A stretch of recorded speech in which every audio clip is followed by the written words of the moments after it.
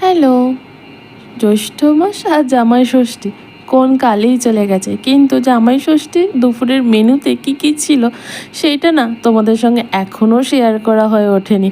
চলো আজ তোমাদের জানাই কি কি ছিল জামাই ষষ্ঠী দুপুরের মেনুতে।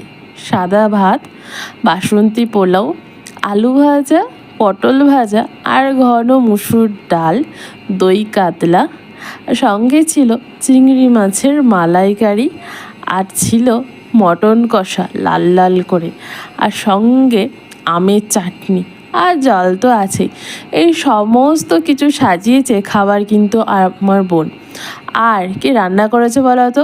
ওই পিসিকা মামি আর বোন মা মিলে, কারণ আমার না যেতে অনেকটাই দেরি হয়ে গেছিল। আর এ নিয়ে আমাকে লঙ্কা উপহার দিচ্ছে।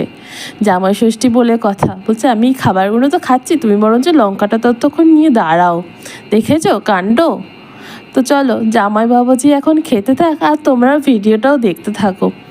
কেমন হয়েছে ভিডিওটা অবশ্যই কিন্তু কমেন্ট করে জানিও। চলো টাটা, বাই বাই, সবাই ভালো থেকো।